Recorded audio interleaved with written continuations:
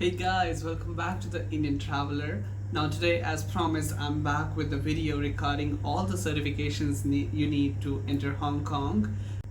Please note that all these requirements I'm going to talk about are basically in place right now. I will also be adding up in the video some changes that will be in place in Hong Kong after the 18th of August, basically regarding the antibody test that you can. So as you can see on the screen right now, I'm basically showing a screenshot or a screen recording of the website provided by the Hong Kong government where they update everything regarding the travel requirements. I will put the link to the website in the description of the video so that you can visit it anytime you want and anytime you see this video, so that you have the latest news about the requirements here. Now apart from that, you should know that each country is divided into different groups. For entering Hong Kong, there is Group A, which is basically the countries with higher risk of infections of COVID-19. In this list, you can find countries like India, UK, and others. Now, the problem is to enter Hong Kong, if you're coming from one of these countries, it's really difficult, and I also believe that sometimes people are not allowed to board any flights. Like there is no flight coming from these countries apart from some exceptions, which is basically for Hong Kong residents and others. If you want, I can make a video on that later, but I will not be going through that in this video. Now, apart from that, there is Group B and C. Group C is basically the two countries, Australia and New Zealand, which have a very low risk of COVID-19, and hence for them, the travel requirements and the quarantine requirements are different as well. Now, lastly, there is Group B, which is, if not mentioned in A or B, A or C is Group B. So basically, a lot of countries fall in this category, which represents the medium risk countries. If you're coming from one of these countries, you should know that you need some certifications before entering to Hong Kong, and here is a list of all those certifications. First of all, you need to get your COVID PCR test. Now, COVID PCR test is basically available at any lab in your local area, hopefully, and what you do there is you basically go, and usually right now labs are able to provide the results within 24 hours, but you need to get this test done within 72 hours of your flight. So what you need to do is make sure that you get your test done within 72 hours of your flight, that is 3 days, because if you do it much before that, let's say 4 days, the boarding authorities will not let you enter or board the flight. Now, apart from the PCR certificate, you will also need an ISO 15189 certification for the lab you're taking your test from. Now, this certificate basically is a standard set for medical laboratories to make sure that they have quality and competent procedures for performing the test, and the report is accredited by the local authorities. Now, you can request the lab before taking the test to confirm that they can provide you with these certificates. If not, then in the worst case, you can basically ask the lab to provide you with one of the documents which shows that the lab is recognized and approved by the government. Now, the problem with this second option is that a lot of times the authorities at the boarding gate would not accept this. So it's better if you can get this ISO 15189 certificate for your lab. Now, for my case, I could not manage to get my lab to provide me with this certificate, so they hence provided me another certificate which basically says that the certificate was issued by the local health authorities. I came from Switzerland, so it basically says that it was recognized and approved by the Federal Office of Public Health. However, the authorities at Frankfurt Airport did not let me board the flight until they had to confirm it over the phone with several different authorities. Now, this almost cost me my flight, and trust me, 35 people were not allowed to board the flight.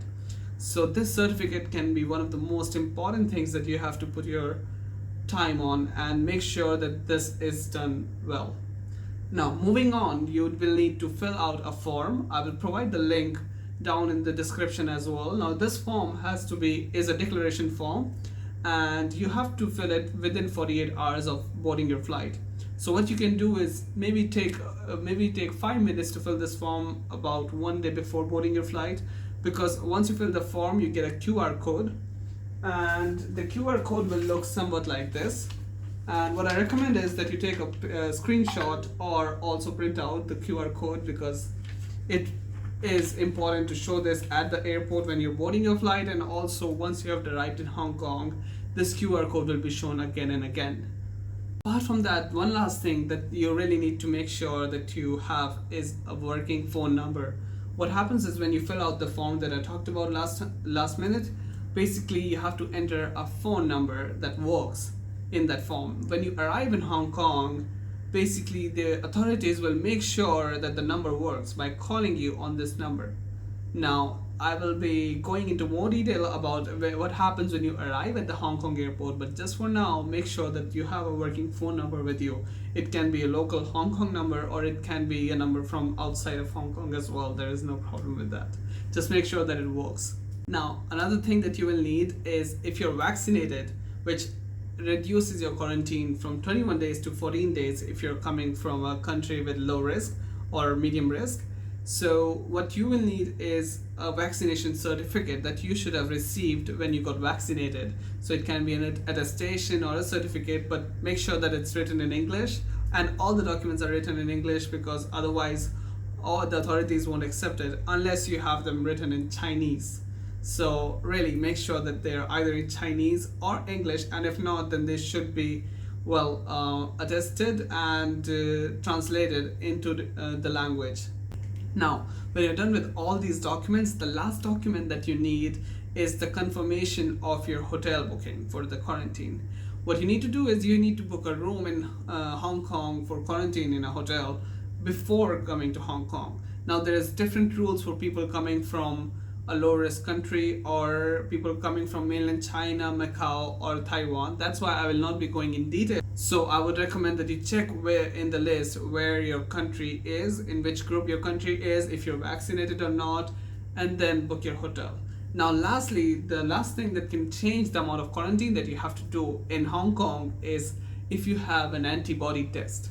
Yes, so until the 18th of August, you have to have this antibody test done in a lab in Hong Kong recognized by the government within the last 91 days, which is 13 weeks.